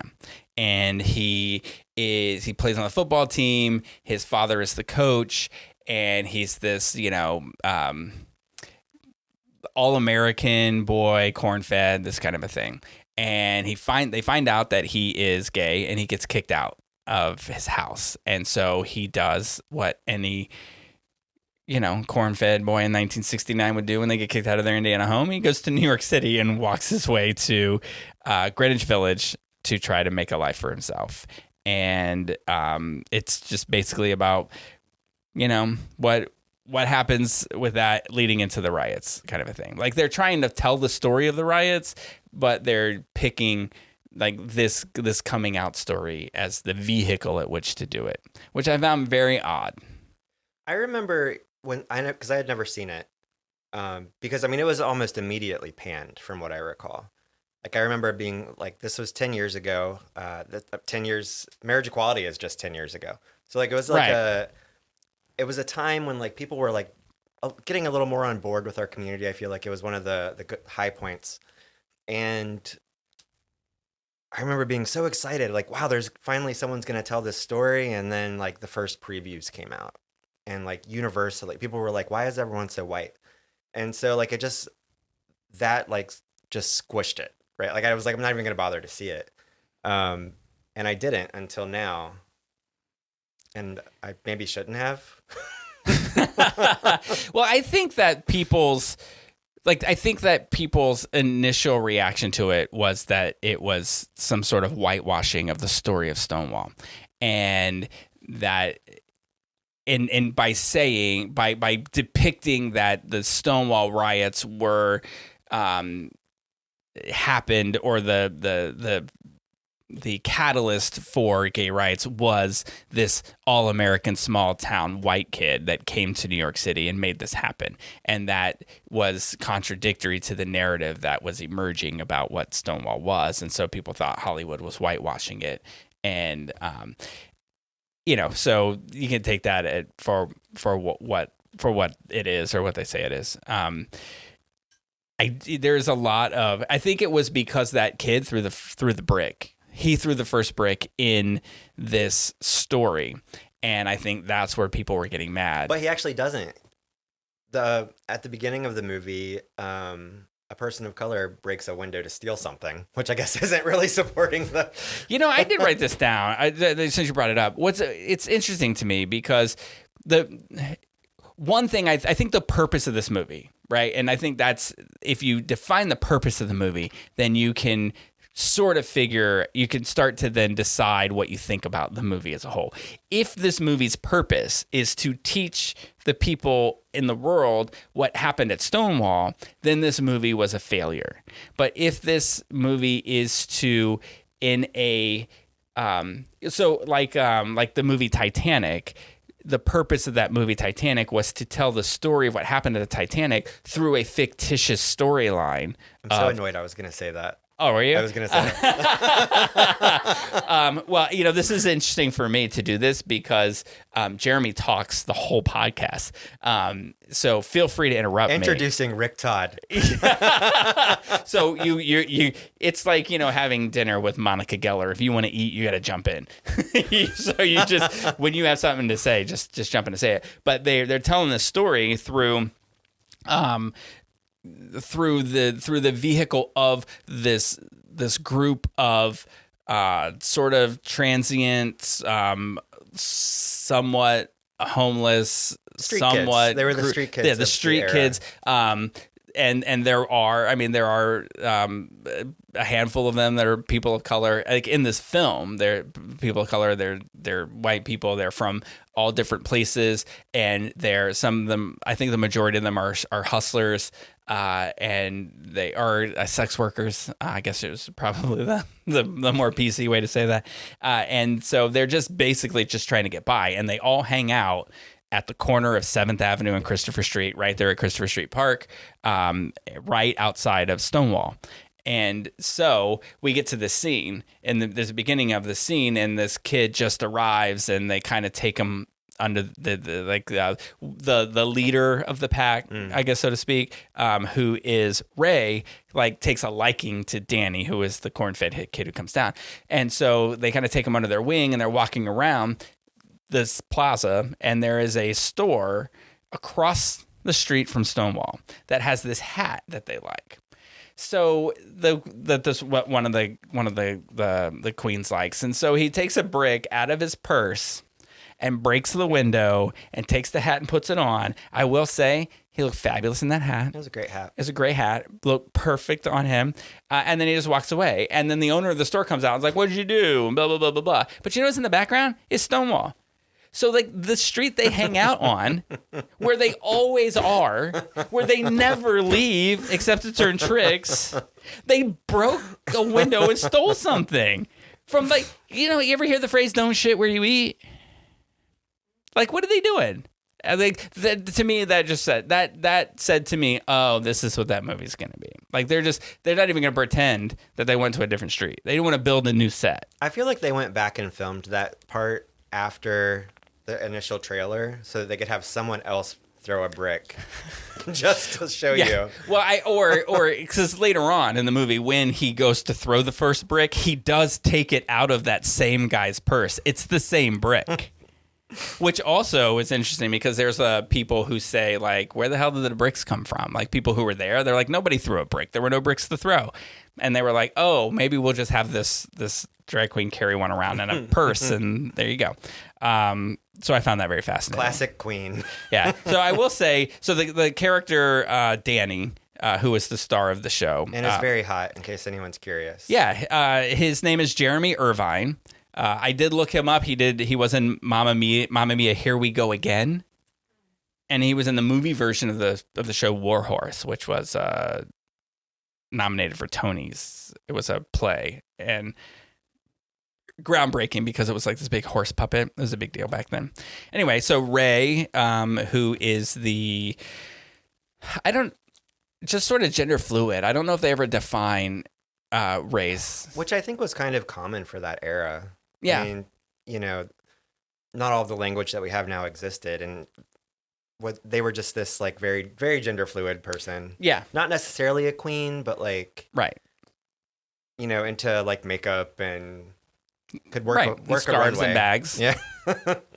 Well, like Dylan, he's less into makeup now than he was when he was younger, but he's into bags. For sure. No bricks. He's definitely going to listen to this. He's going to listen to this because you're doing it, and now he's going to be like, I'm going to put a brick in my purse and hit you over the head with it. There's nothing wrong with his love of bags. So anyway, Ray is played by Johnny Beauchamp, who was in the movie Nerve with Emma Roberts. I don't know if you're aware of that. I don't know that movie at all or what role he played in it, but I do know it existed. I always wanted to watch it. It's like a horror-ish movie. Nerf? Oh my god! Oh my god! You know what? There's something about that seat because every time I sit over there and Jeremy's talking, I'm like, did he say the right words? There's a word that I wish we'll talk about him because he's not here. But there's a word that he kept saying over and over again, and I'm like, I don't think he's saying that word right. But anyway, I think it's like it bounces off of this and nerve. I was thinking like Nerf, like the ball, like Nerf balls. Yeah. So I'm just going to go through some of the cast and then we'll talk about them later. But Danny's sister, Phoebe, is played by Joey King. And you might know her from the Hulu series, The Act, where she played Gypsy Rose. the girl who's like the true story about the mom who said the kid had cancer but didn't, and the Munchausen case had Patricia Arquette in it. There's another cast member that has a Patricia Arquette link, and that is Danny's father, who is played by David Kubit. He played the detective in the TV show Medium that Patricia Arquette was in. Anyway, who else do we have in here? Oh, she was in the act, but she was also the daughter in White House Down, which I'm going to tell you, I have Sling, and whenever that show is on, no matter what point in the movie it is, I watch it. I don't know what it is. Or Jen. That's what, this is how I could work this. If I want Jen to clean the kitchen or clean something in the house, then I put on a show like White House Down or any of the Gerard Butler ones where he's the Secret Service agent, and immediately she'll get up and start cleaning something. Trevor, who ends up being Danny's boyfriend for a minute, he is in August Rush. You ever seen that movie? It's got... Was that Jonathan Rhys-Meyers? Yes. Okay. He was... Kerry Russell was in August Rush, and they were the parents of the kid who was in the Peter Pan movie, but he played... the inspiration behind Peter Pan. What's his name? He's Finding Neverland? Yes. He was in Finding Neverland. He was little kid who eternally looks like he's 3, but he's like 45. And he's in a show now called The Good Doctor. Well, it ended, but he was in a show called The Good Doctor. I can't remember his name. Freddie Highmore. No. Who starred in The Good Doctor? Freddie Highmore was in August Rush. An 11-year-old musical prodigy living in an orphanage. Then I must have them all mixed up. The Good Doctor. No, this has to be the same guy. I'm on Images. That's not going to give me the impression I want to. Oh, yeah, Freddie Highmore. Is that what you said? Yeah. I listen. You should write an article about it, and then I get to know. So yeah, okay. He's in The Good Doctor now. But anyway, the Jonathan Rhys. I think so. Rhys-Meyers. Okay. That was actually the first time I'd ever said it out loud.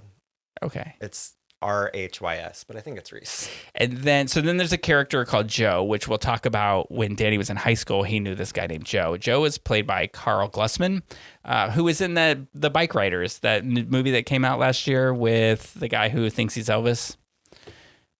You know what I'm talking about? Oh, the guy from Dune. He's also in Dune, the last Oh, one. is he?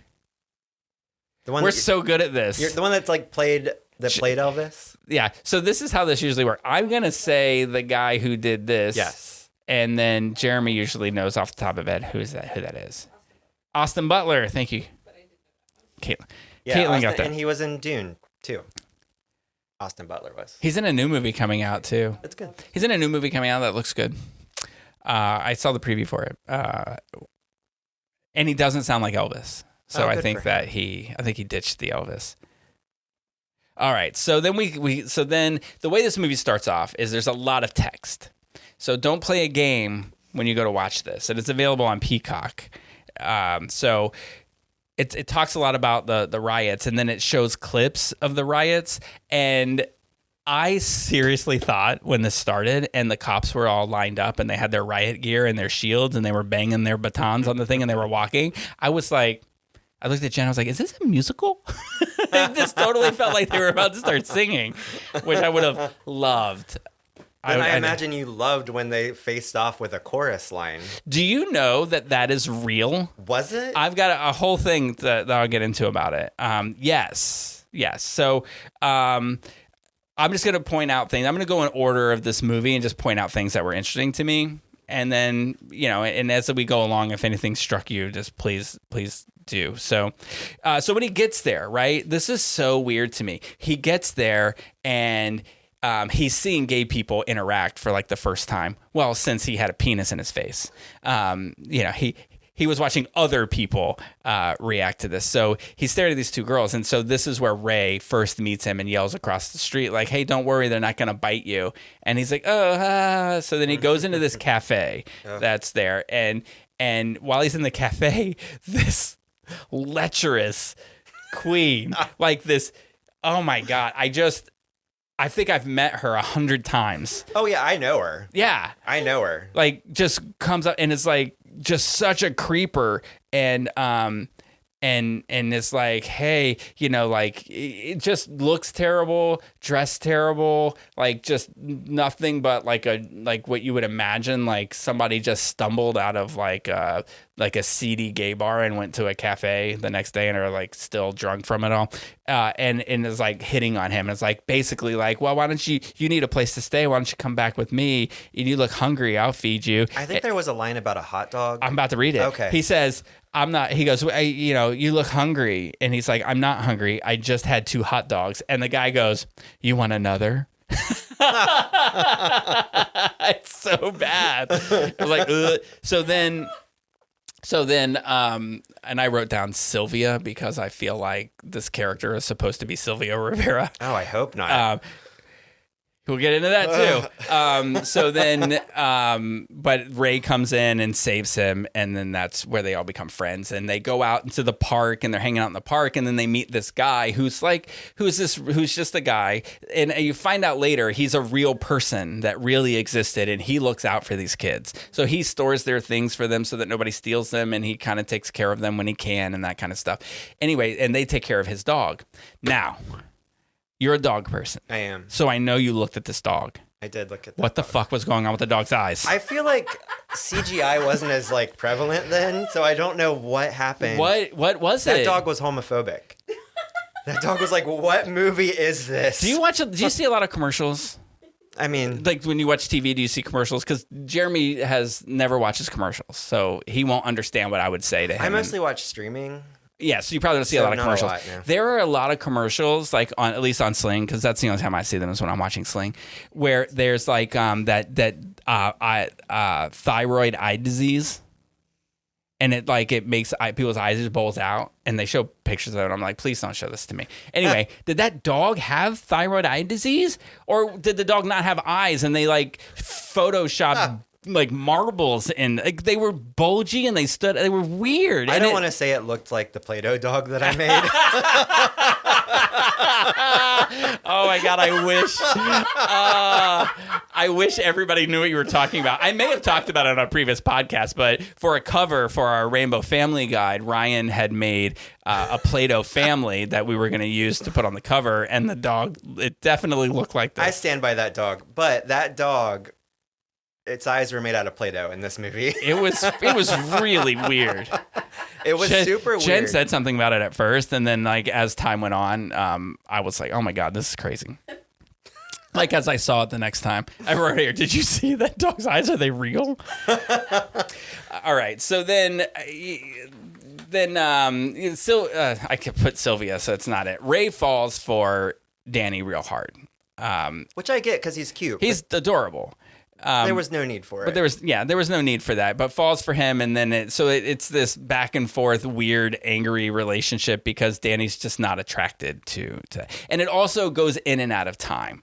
Like it goes back to show you Danny's backstory and then what's going on really at Stonewall. So then they break the window, and then there's this nice little moments throughout the thing where they pay homage to Judy Garland in The Wizard of Oz, which I thought was really nice. But then they introduced Marsha P. Johnson, who there are only 3 people in this entire show that are based off of real people. Yeah. And to be honest, I don't understand why they even existed in the show. Like, if you're only going to do 3 of them, why not do all of them? And like, why not find another historical story about it? And or if you're gonna do a movie about Stonewall and Marsha P. Johnson is gonna be a character in it, how is she not a main character? Right. This is where like I started thinking of Titanic, which is one of my favorite things ever, because like they had the unsinkable Molly Brown in Titanic, and so they were like, oh, we've got to throw a couple real passengers in there. But there were a lot of real passengers. Yes. Like, and the captain was real, and there was overwhelming majority of people in that show were real. Yeah, and also the Marsha P. Johnson performer was awful. I didn't know how to say it, and I wouldn't have said that. Terrible. But I'm not going to disagree with you. Like, if you're gonna do Like, you're talking about an icon. Yeah. And even in 2015, you're talking about an icon. And footage of her exists. Right. So why did you have, like, so first of all, the performer was bad, but the representation of her was not what I would expect to do. Whoever cast that dog cast Marsha P. Johnson. Maybe it wasn't a real person. So that's weird. So they introduced, and then it goes to a flashback, and it's they go to this scene where so clearly Danny's father saw signs that he was going to be gay, and as a teacher in the school, he decides to play an anti-gay video to all the people. He was the coach. He's a football coach. It's basically a "Don't Be Gay" video. And I just wrote this down because I'm sorry, it made me laugh. So, send me emails if you want to. That would be to, what is our email address? WineWineNot at Watermark Out News now? I don't even know if that email exists anymore. Hit us up on socials. Anyway, so there's like Bobby notices that there are gay people, and then somebody yelled, or they kept saying homosexuals, like Bobby sees homosexuals, and then somebody in the class yells out, Bobby, run away. Run away from the faggot behind you. I was like, what? Like, this is a movie at Stonewall that takes place in the 60s, so they dropped that word the whole time. So then I have a favorite time, which maybe we'll get to. Just jump in whenever we. I said that I'm not going to do this thing that Jeremy did, but I'm doing it where I'm going through scene by scene. So let's not do that. I just want to give people the storyline that. So he falls in love with this guy that he was on the football team with. And they get busted, and really creepily.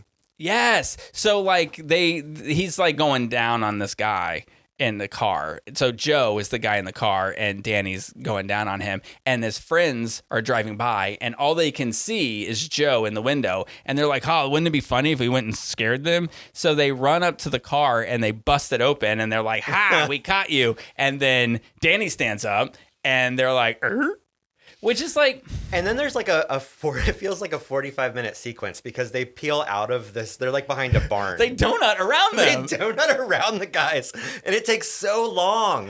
Like, wouldn't you think like you would just get the fuck out of there? Like, get out. Like, if you're like, and then I was thinking, what I was thinking the whole time, and this just tells you it's an age thing. I think I was just a stupid old man. I'm like, now they got to go back. How long are they going to wait before they go back and get the car? Yeah, I thought the same thing because Danny drove up and he waited, and then Joe pulls up in his car, and then Danny gets out and goes into Joe's car, and they're doing the thing, and then they get caught, and then Joe donuts around them 3 times and then takes off. It takes 45 minutes to donut around these 2 nerds, and then they leave Danny's car there. And then the 2 nerds stand there for an hour looking at each other and going, what just happened? What was that? You just watched the video. Right. And you know what a blowjob is because you said he's getting one. Yeah. What was that? Anyway, I thought that was kind of a dumb thing. All right, so then you go back, and so Danny then is like, then it goes back to the future, as I like to say, and Danny makes his way to some like street party where all the it's like the meatpacking district. Yeah, and that's where people go to pick up. It's where they go to have hidden gay sex, and they pick up the sex workers and take them into the thing, and he's there, and it gets raided by the police, and Danny gets caught up in it, and he gets beat to hell by a couple of police. That's my favorite F word line, because he gets targeted by the police, and like they're like pushing him down, and like they're like fighting him. They're going it's a back podcast. and forth, you can say it. And the cop's like, "You got a temper, faggot." And I just like lost it. First of all, he goes, yeah. And this is the part where, and I'm glad that you said it like that, because if drunk Jeremy was here, and we're not drinking wine, but if drunk Jeremy was here, he would have reenacted this whole scene. It would have been like, you want to suck my cock, faggot? Oh my God. And then he's like being real dirty. And it almost sounds like a video I'm sure Jeremy would enjoy watching. In fact, when he listens to this, he may say, I'm going to go back and watch just that part. And he's like, yeah, you want to suck my cock? And it almost like he was going to make him do it. And the delivery was so weird. I was like, oh, this is taking a turn, because a lot of folks were closeted, and like I was like, maybe these cops are a couple, and they're gonna like. And then Danny pushes him away, and then that's when he yells, "Oh, he's got a temper! You got a temper, faggot!" Oh, yeah, and then it they beat was- him up, and then the cop goes weird. He's like, you know what? I don't want him to suck my cock anymore. All that blood would get all over everything. Like Right. that's how you end this. Yeah, it was really bizarre. There was a comment on something I read where people were just like, the dialogue in this movie was horrible, and it was really bad Yeah. So then and hilarious. That part was really funny to me. Yeah, so then it flashes back to where Joe Joe blames Danny for making him do gay things, and everybody believes him. To his dad. Yeah, to his dad, and his dad believes him and tells his mom to kick him out. So he goes home and he gets kicked out, and his sister's like begging him not to go. And then he goes and he ends up being homeless in New York, and he ends up then moving into this room, which I would say. So do you know this? When Jeremy lived in Tampa Bay and he came back here, he didn't have a place to live, so he went and lived at in a college dorm ish kind of a thing with college students. Oh, I know that they do that. Yeah. Some people. So he did that, and so when he goes into that room, They, and like, there's, share a house. and there's like 20 twinks in their underwear sleeping on the floor. I looked at Jen. I was like, that's what I imagine Jeremy's life was like. Maybe he'll have to listen to this and tell us. So he goes in. He's living that life for a little bit. But then they go to Stonewall for the first time, and this is kind of funny. Jen says most of the funny things when I'm watching these movies. But he goes to sign. When you're going to Stonewall, you have to sign in, and they all put fake names. And so Ray tells Danny, when you go in to sign a fake name, so he writes John Wayne, and then Jen goes Gacy,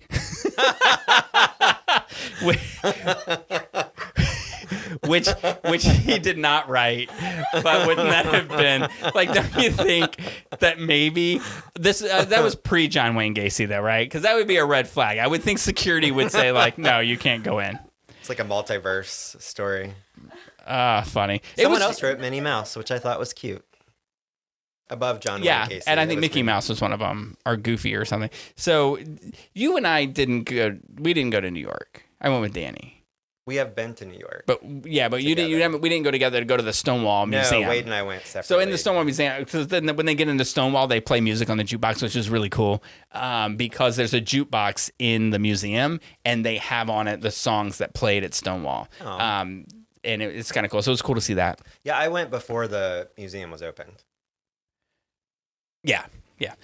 So then they're at Stonewall, and that's when Danny meets Trevor, who is a political activist, and is like, oh, I'm going to take care of you, blah, blah, blah, blah, blah. But it gets raided, as it does. And so that's like the first time that the bar got raided in this movie. Oh, but that's where it really becomes, like, that's when I was like, this could work as a movie that had nothing to do with Stonewall. Like, just this kid who lives in the Midwest, and he is rejected and pushed out. And, like, I connected with him seeing a bar for the first time, connecting, like, with people in his community for the first time. But that's where he won't dance with Ray. Right. He won't dance with Ray, and Ray's like, wants to be all over him and wants to dance. And he's like, I don't want to dance. And they kind of have a little scuttle about it. Yeah. He also did drug him. Yeah, which like later. So there's that. No. Ray gave, when they got into Stonewall, they all took drugs, and he gave some to Danny. He didn't he didn't Bill Cosby him. He try this Jello. Yeah. So he gave him drugs, and they kicked in after he didn't want to dance. So then he's just sitting there staring at everybody, and that's when Trevor walks over, plays a song, which apparently is Trevor's MO. He plays the same song, finds a twink, takes him home, and sleeps with them. But so he dances with Trevor and not Ray. My notes say danced with him and not Ray. Sad face. Oh, look, I said Ray cries. Nobody wants me. That's sad. Oh wait, that's later. That happens a few times. Yeah. Poor Ray. Poor Ray. So this whole storyline with Trevor is that he's trying to get people to be activists with him, and their whole thing is the gay is good movement, where you go out there and you just show people that you're a good gay and they will like us, and that's what their whole thing is. So it's supposed to be like this non-violent, non-protesty, just be the person that is respectable, and then they will respect you. The Mattachine Society. Yeah. And so he goes to a meeting, and this guy, so this is another character that's a real person, is the guy that's speaking, and he's wearing a suit and tie. And he actually says, wearing a suit and tie is what will make them see we are just like them. And they think that's how you're going to get all your rights, is by wearing a suit and tie, which becomes a joke to him later. He then, Trevor invites Danny to move in with him because he's like, you need a place to stay. And so he does, which really pisses Ray off. And they have a big fight because he's really jealous. And then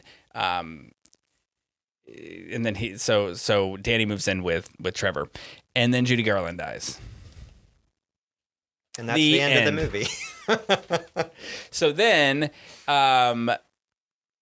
Trevor goes to Stonewall because he's like, oh, not Trevor. Danny goes to Stonewall because he's like, hey, where is everybody? And his friends are mad at him because he lives with Trevor now and Trevor's not there. So he's like, I'll just go to Stonewall and have a good time. So he goes into Stonewall and the song comes on and he's like, hey, that's the song Trevor played for me. Isn't that cute? Let me walk over there and see who played it.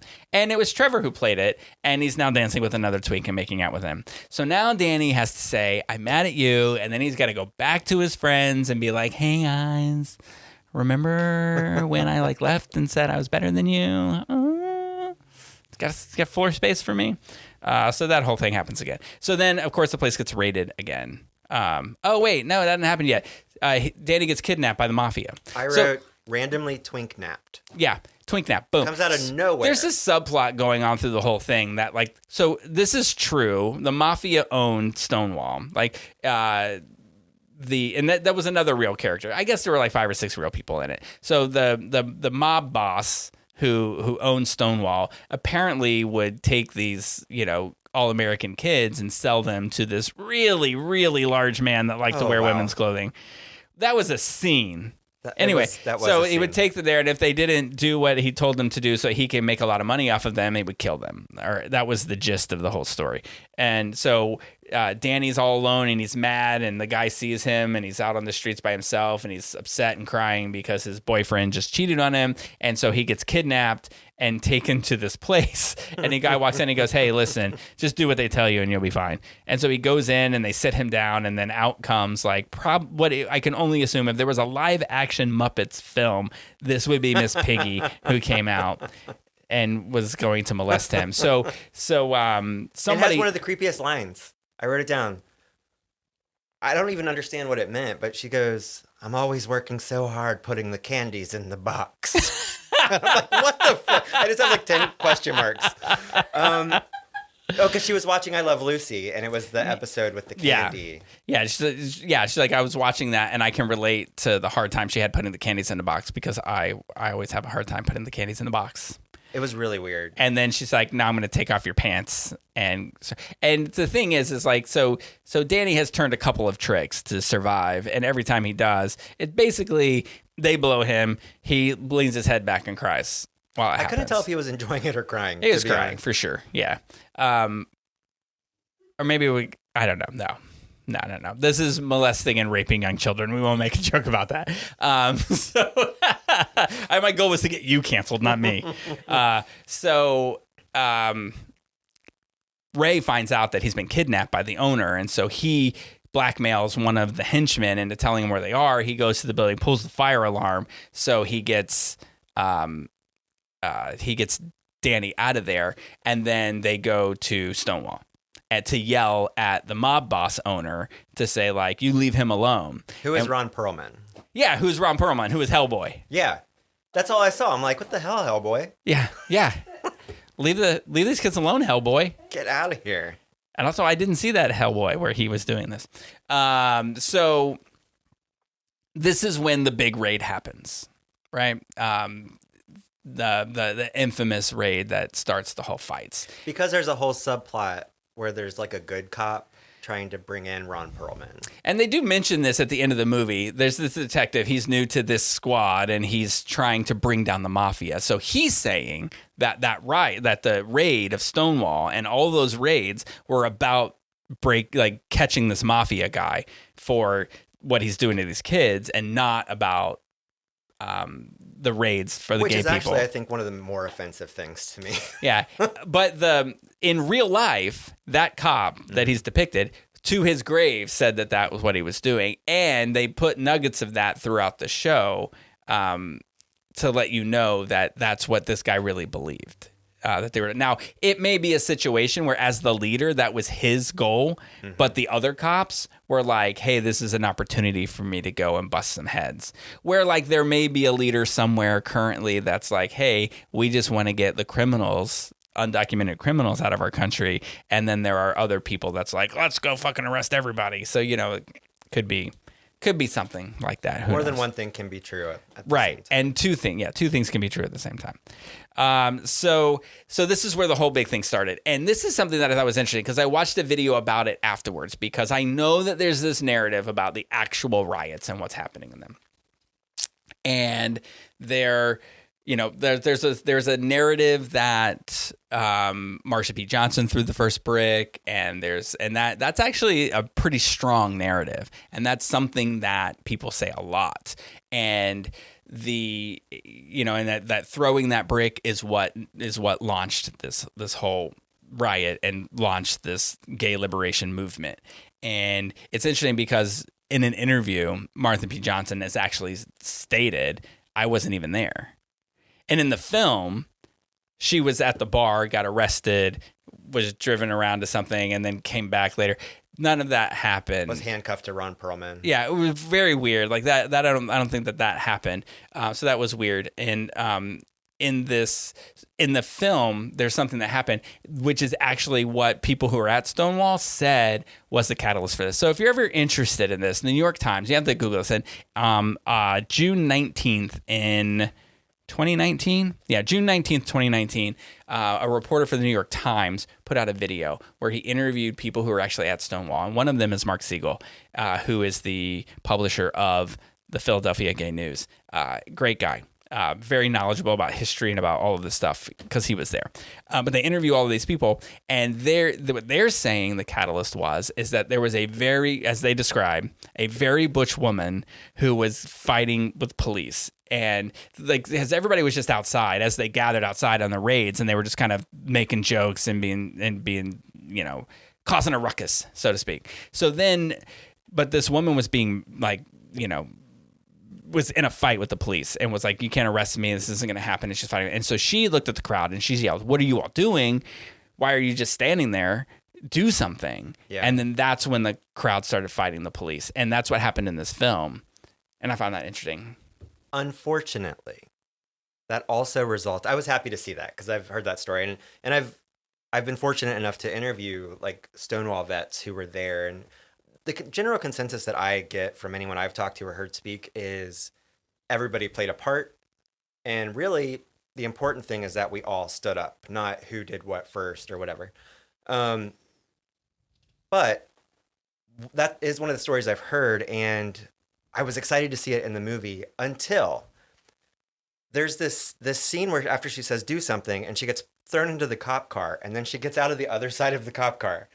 And they push her back into the cop car, and she gets out of the other side of the cop car. It's like a French comedy. Yes, and that's another 45-minute scene where she's just in and out of the cop car. Like someone locked the door. And then Danny grabs the grabs the brick out of the purse, throws it, and then turns around and screams, "Gay power!" Gay power! I wrote it huge. Gay power! Like screams it, like like He-Man when he lifts up his magical sword. It was just that was really melodramatic. And then this really weird thing that you alluded to earlier happened. And this actually happened. I find this fascinating because I was saying as I was watching this, I said, there's no way this shit happened. There's no way this happened.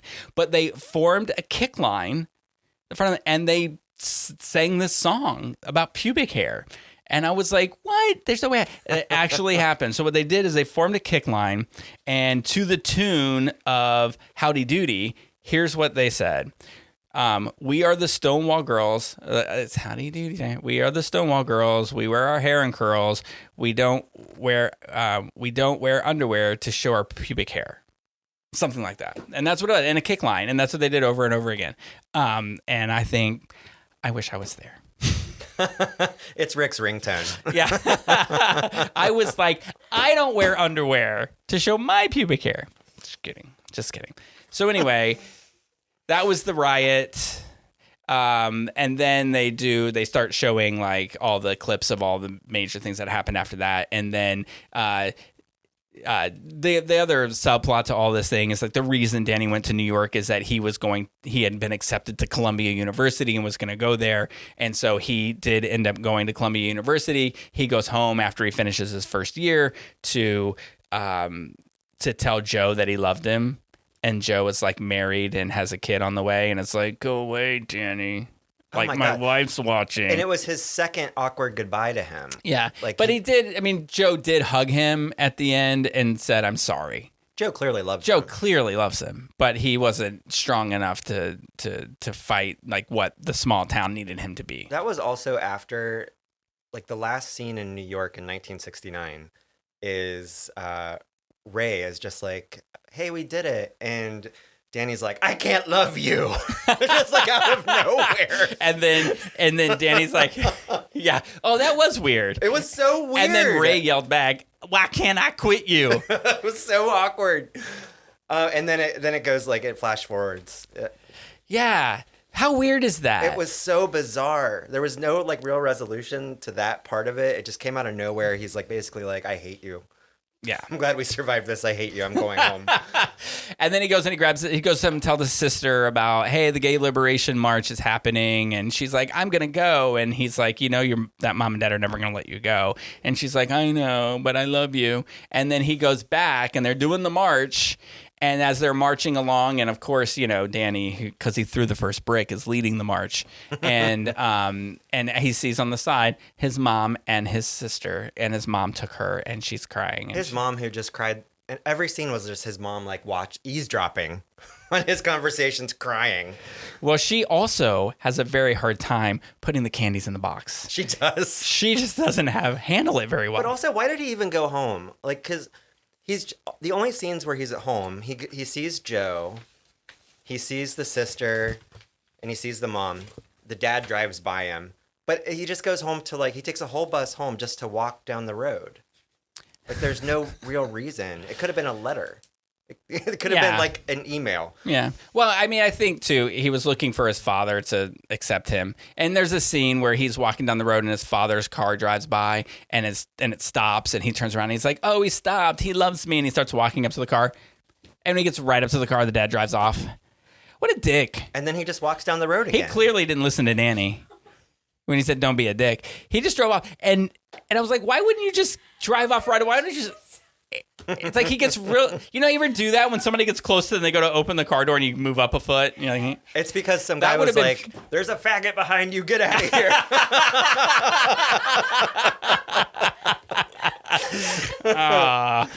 That would make a great clip, but we'll never put that together.